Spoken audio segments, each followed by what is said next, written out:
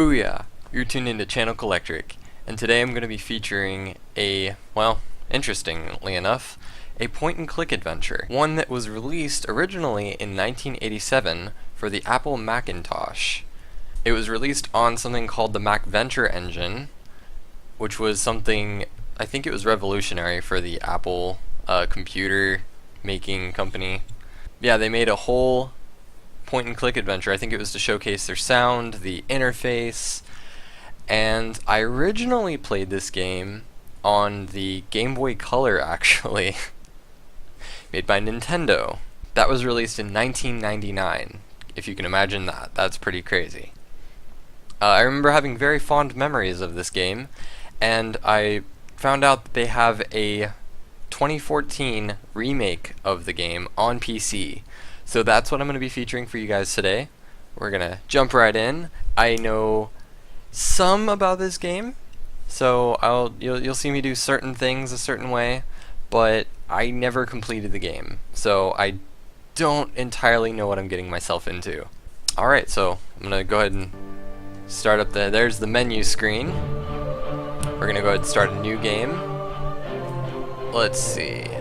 Now I already know about Shadowgate. We're going to go ahead and do classic. I'm not crazy. I'm not going to do like master difficulty or anything. Definitely not Iron Man mode. There's less hints and everything. Alright, first cutscene. A hero's journey? A great quest? Certainly it shall be these things. But for you, young Jer Cuthager, soldier of Windermere, could it not be so much more? Oh, and it will be. In dreams, I have come to you, beseeching, entreating. Ride south, boy. Take naught but a dirk, a torch, courage. Ride south from Rivelin, around the southern arm, through the Waven Fair Wood, past Myrithath, beyond the citadel of Murlach Tor, and the spires of Gimdane, and the darkness of Tarketh's Pass. There you shall find my stone in wait. Under the shade of the mountain range, none have entered, either on foot, on mount, on wing. Gatekeeper, the oldest of spires, it harbors that which has been spoken of in whispers and ascribed to legend. Shadowgate, the living castle. Oh, I love it so much. But all is not as it should be. One of our own is now our great bane, a blight upon us.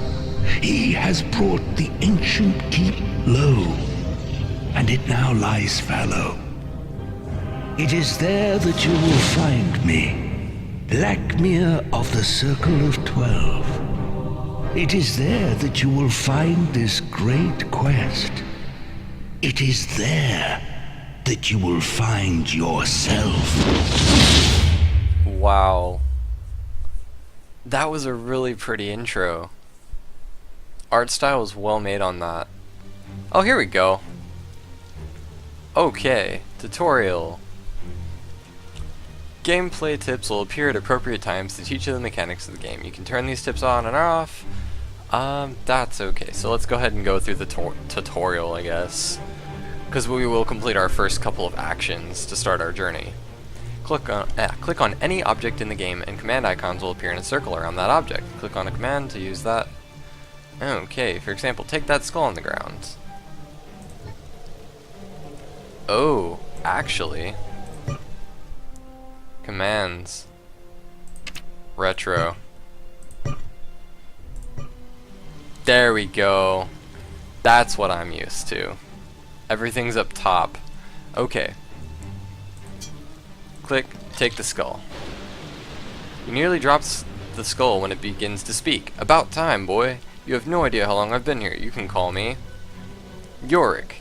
I have no recollection of how I got here, but I do know plenty about this castle. If you need help on this quest of yours, just speak to me, I'll give you a hint. Okay, well that's simple enough. I guess we're gonna speak. Now, hold on. Okay. Now what's cool about the way that this game operates is that you don't do anything without first clicking an action and then using that action on whatever it was that you selected. So like say I'm going to click speak, now I'm going to click on Yorick, the skull. As you begin speaking to Yorick, he interrupts. You better be sure you want my advice before you speak to me again, because I'll be giving hints next. Oh, okay. I guess, oh wait, no, you know what? Forget this. We're going to take this key. You drop the key into your satchel. This game is going to have a lot of narrative. It's very text-based. There's hardly any dialogue. So I'll be narrating most of it, to the best of my ability, of course. Your inventory. Objects you take are stored in your inventory. Click on the satchel in the lower left corner of your screen to open your inventory. You can use commands on objects in the inventory. Say inventory again. Okay. To use one object on another, first select the object you would like to use and the use command. Then click what you'd like to use that object on. For example, to use that key to unlock the door, first select the key and the use command, then click on the door. So that seems intuitive enough. Inventory sections, we're not going to worry about all that. If you want to read it, you can. I'm just going to use key on door. You turn the key, oh, hold on. More tutorial. You can open or close objects like unlock doors by selecting the object and then open and close commands. Okay, that's probably good to know. I don't know why I'd want to close a door, but we'll find out later. You turn the key unlocking the door. After a moment, you toss the key aside. Okay, well, let's open. The door opens with an eerie creak. You can use the go button or double click to go through open doorways, down hallways, and up ladders and flights of stairs. In some cases, you can also use the go command to move to a spot of interest within a room. Oh, that's interesting. Let's see. Hold on, everyone. Okay. Alright, I'm back. What I was checking was, now, you know, you're gonna be in these rooms, and you might not spot everything. That's one fault that I could already tell. But the developers accounted for this. I press F2, and everything starts blinking, which is super handy, because that's gonna let you know what you can and cannot interact with in a given room or level. So I'm gonna go ahead and tug on the wet roots, but they slip from your grasp. We're not gonna speak to them. Let's look. Thick green roots twist through the dense foliage. Let's see. I do have a dirk, so let's try and use this little dagger on the roots. Cool. So it's a little bit of a puzzle game.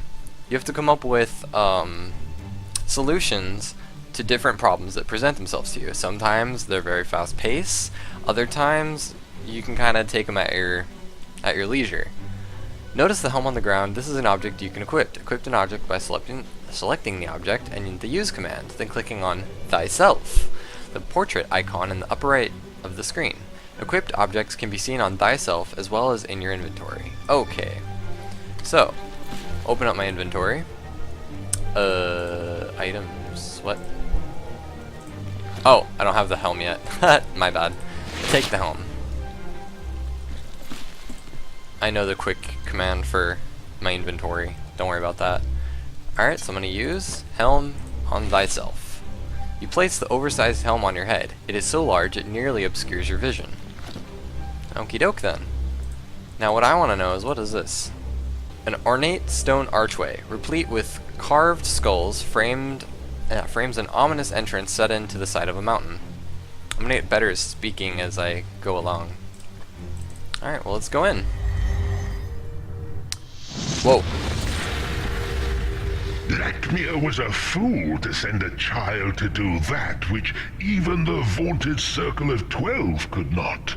Contain my growing power. Come if you wish. It makes little difference. Seal your fate within this living castle of the dead. Whoa, that was ominous.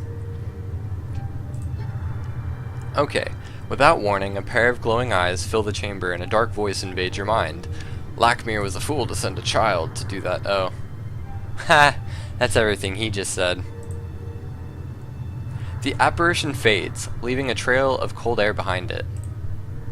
Okay. Fair enough. So let's see here. An oil-soaked rag is wrapped around the end of this torch. I'm going to take that torch. Also going to take this torch. Okay. Torches are important. So we're going to go ahead and hit F2. And that's going to show everything that we can mess with. I'm thinking this looks important. You put the sling into your satchel. Cool. What is this?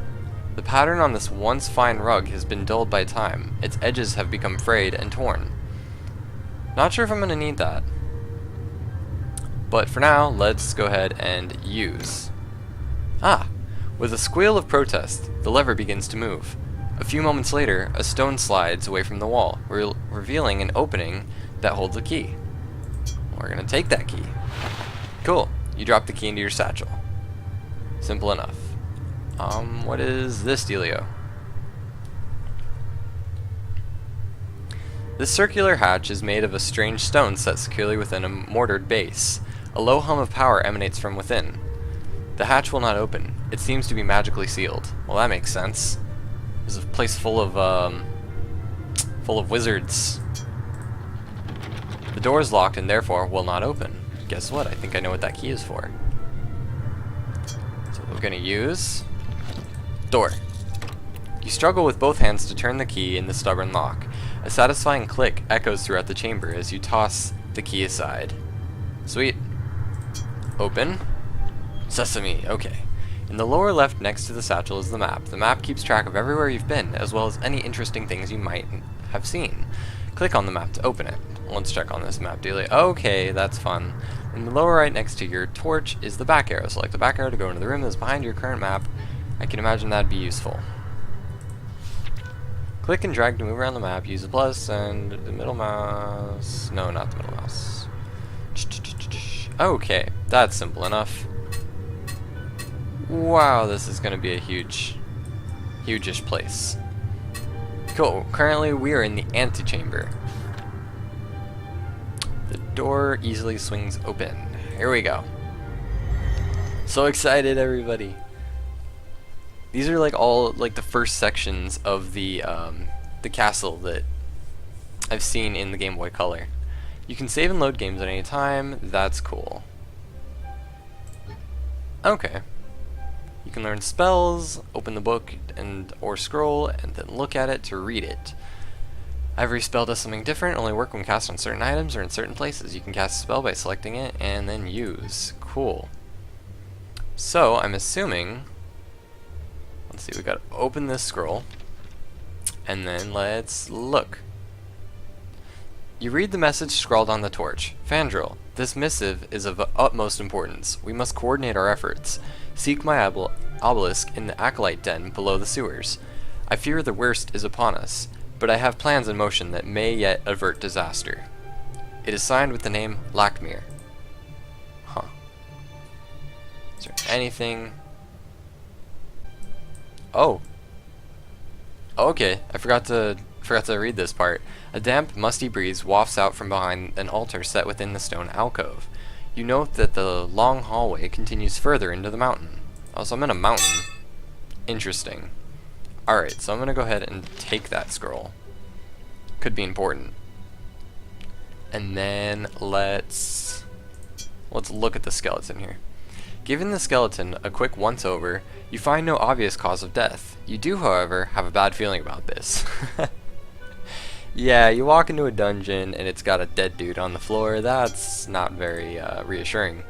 The stench of a magical curse is overwhelming and compelling. You decide to let the dead be. Oh. Okay. We are not going to do anything with him then. Alright, so. Oh, there's a torch on the wall. There are, in fact, 2 torches on the wall. I need those. Okay, well, let's open this book here. Something shifts under your feet as you open the book. Let's look. You scan the ancient manuscript, noticing most of the language is unintelligible. However, one particular word stands out. From the rest, invocan. In your mind's eye, you see a glyph glowing with power and quickly write down the strange marking in your spellbook. You have learned to spell. Cool. Can I take the book?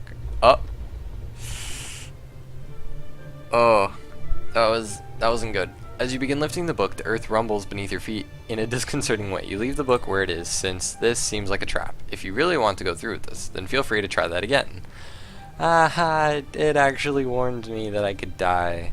Oh, that's cute. You know, for the sake of it, I'm not gonna bother with that. If you want to try that out on your own time, you can. There are lots of ways that we're gonna die, I promise you. I'm gonna have a whole counter and everything, don't you worry. Amazingly, the flame does not consume the wick on this candle. Interesting. How about we look at the statue dude? Strange markings and glyphs line the stone pillar that enshrouds the statue, one that depicts a hooded figure with a darkened visage. Well, I feel like we've done all we really can with this altar. So I think I'm gonna move out of this room. We're done with everything here, except for maybe a couple of things. What is this? There's a way I can go. You can search and loot various objects in the game by selecting the object and selecting either open or use. The contents of the object will be automatically added to the appropriate tabs in your inventory. Oh yeah. Oh, they told me I didn't have to look it up. Cool. Let's go back really quick. Alright, so let's look at this. Fissures and fractures run along the edges of the wall. Alright, this section of wall. Let's see. Let's try and hit it. You pound on the stone with your fist. Your pain is immediately rewarded as the rock fractures and crumbles, revealing an opening. Feels like we're going up a bit. I wonder if we're working our way to the surface. York spouts. Alright. Ooh! You force yourself through the narrow opening and into the darkness beyond. Cold air rushes down into this chamber, no doubt from the opening in the rocky wall above. Cool. No torches in here. Is there any interactable? Oh, all the bones. Oh, and what is that? A spear? I want the spear, yes. You put the arrow in your satchel. Your current torch has a limited lifespan. It'll burn down a little more every time you use a command, with the exception of the look command and speaking to York. So we can look all we want, and talk to our skull dude, but any other action will use up more of our torch. Be sure to take any unused torches you come across. When your current torch gets low, simply click on it, the use button in one of the unlit torches in your inventory to light a new torch. Fair enough. So we need to be careful. Let's look at some of these bones. The leg bone is some hapless person who met their end. Fabulous. The skull? Large hole can be seen in the back of this skull. That's not good. The campfire crackles, its flame dancing and licking at the wood. How about the cage? One look at the cracked and splintered bones of the ribcage reinforces just how frail life is. That's a lovely thing to end that off with. Okay, well, let's go in here. Ooh. If you wish, you can play the game using keybinds.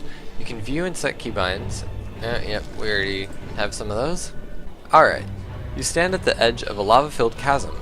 Impossible as it seems, the faint, terrified screams of some unfortunate soul echo within its depths. That's not ominous. I'm glad we can use the look command as much as we want. The carving on this keystone is of a circle within a shield outline. Strange writings cover the stone. You think you recognize the name Majal against the hard-to-decipher language. Maybe that means we're gonna need a spell. This half-buried carved stone appears to be a keystone. No idea what that is, but thanks for letting me know. This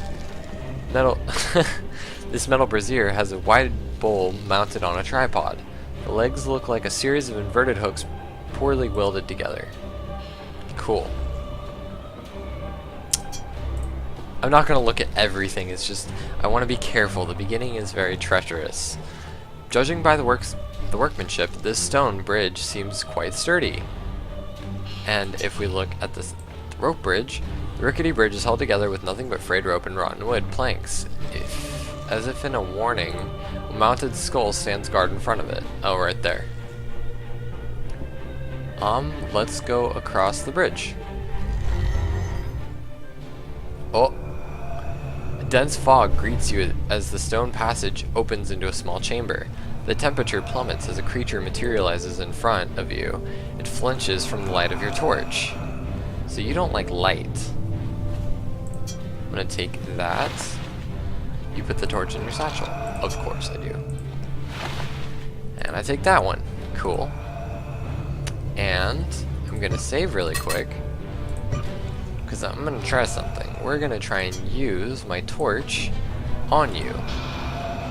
With a cry, you swing the lit torch at the wraith. The ethereal being is instantly enveloped in a bright flash of flame. Its tortured moan hanging in the air as it vanishes. Oh, well, that was easy enough. What was that about?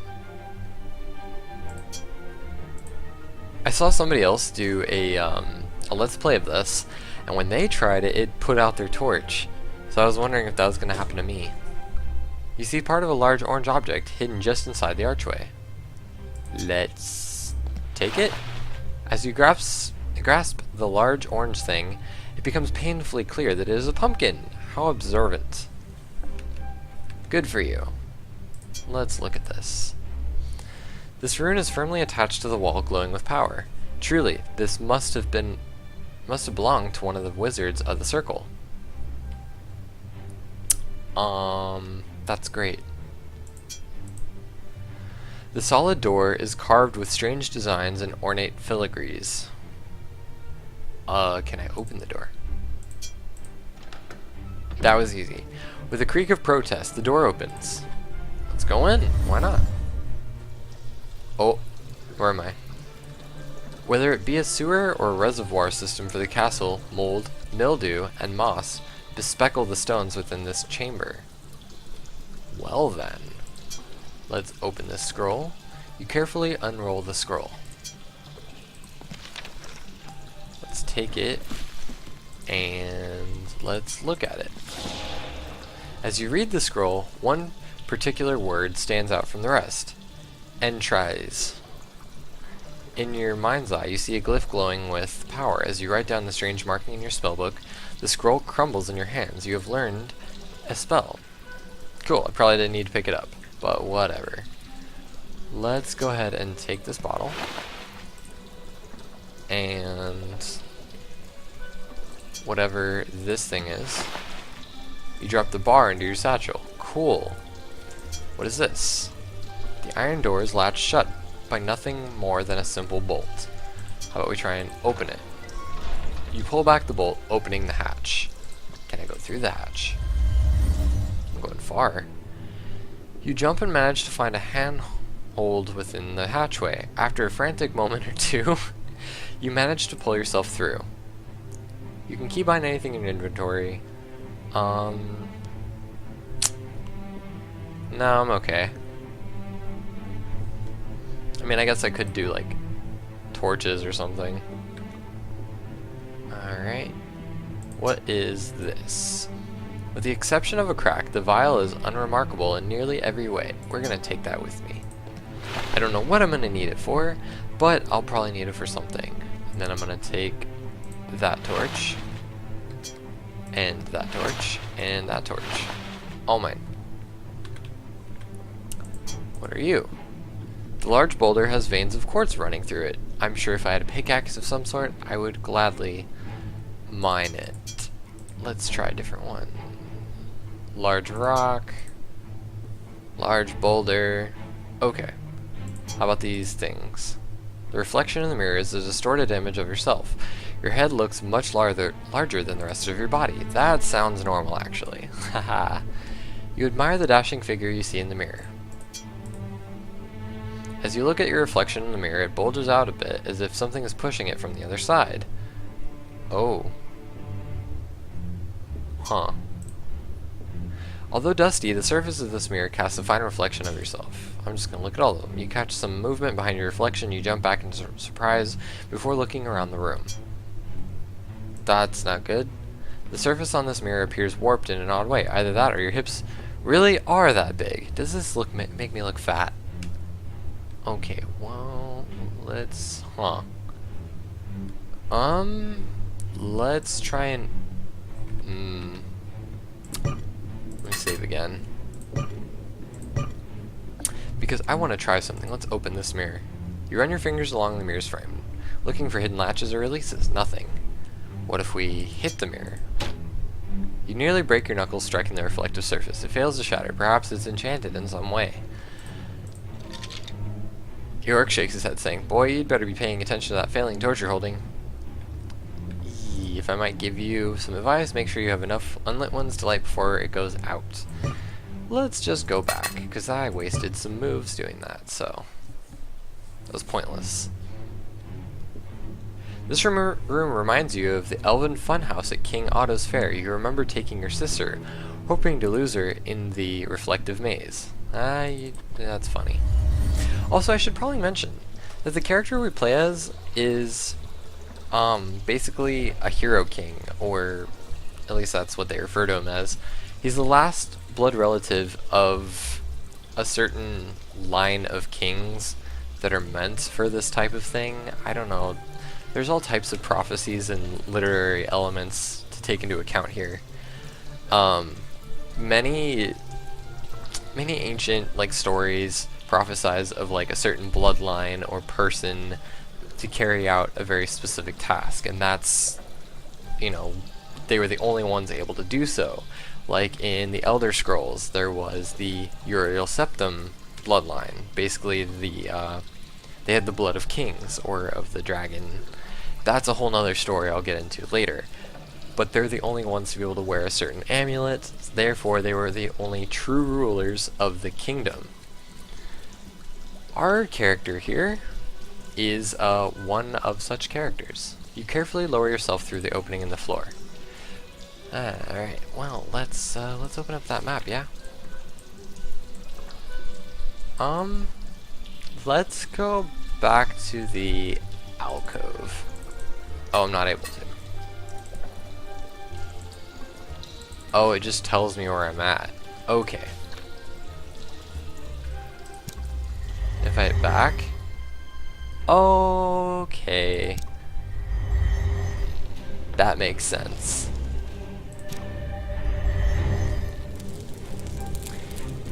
Cold air rushes down into this chamber, no doubt from the opening in the rocky wall above. Is there anything up there? You sense a furtive movement within the darkness of the opening. Something or someone is definitely up there. That's disconcerting, yes, I agree. Well, let's go this way. Alright, so we've got a couple of options here. A series of ancient doors encircle this small hallway. It looks as if a battle may have been fought here long ago. Well, let's just have a look at absolutely everything, well, shall we? This hand-stitched sack is made from the hide of an animal. Which animal, however, is uncertain. Can we take the sack? Of course we can. You drop the sack into your satchel. We'll open that in just a moment. Let's have a look again. This cluster of bones is still mostly intact. Dried sinews and muscles hold it together. Cool.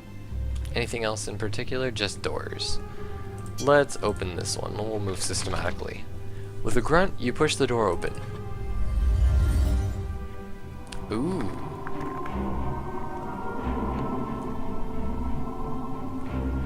Oh, you can double click a command or double tap a command key bind to lock it. You can then perform that command multiple times without reselecting it. Okay.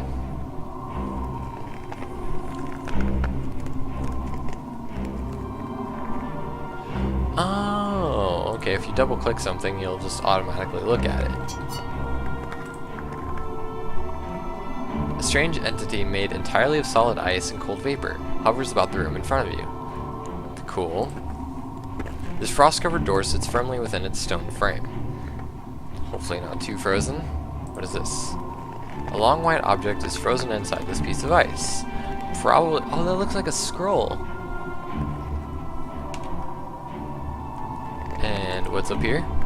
A frozen mass, perhaps that of a massive arachnid, is encased in a thick layer of ice. You shake your head, wondering what the thing is and how it got into its predicament. That does look like a spider. Oh no. That's not okay. We're gonna take this torch. Congratulations, you have earned the Torchbearer achievement. You try from carrying a bunch of torches, no doubt. Take that. Cool. And then I think we'll go ahead and save. We're making some decent progress here. Alright, I don't know what else to do in this room. I'm not sure what to do with you just yet, and I don't want to try melting any of this ice. Let's try out the other rooms. With a creak of protest, the door opens. Oh, you hear that music? That's to let me know that I'm in trouble. My torch light is going out. We're gonna use this on a new torch. There we go. You light the torch and swap it out for the one in your hand, dropping the previous lit one behind you. Oh yeah, I didn't open up that pouch. Let's open this. Hey! You rummage through the sack, finding dice and a scroll. Taking these, you then discard the sack. Well, let's open this. It's funny how you have to actually open it to look at it, as if that wasn't obvious enough. You tear the paper slightly as you unroll the parchment. Pretty old then. While the writing is difficult to discern, you manage to glean a few key phrases. The danger is real. Alert the surrounding lands. Seal off the passages into the Gatekeeper Mountains. The wax seal shows an eagle in flight and is signed by someone named Fandril. Oh hey, we've heard of him before. So, they really don't want anyone coming up here. I wonder why that is. Oh. With stone tombs lining the walls of this musty crypt, there's an ancient, almost reverent air to this place. Meaning, I probably shouldn't mess with it too much. Where's my save option? Do I not have one in here? Oh, there it is. Alright, I'm gonna go ahead and save here. Because that is all the time we have today, folks. Sadly, I'm gonna have to end it here. We didn't make much progress, but I did get to introduce you to the mechanics.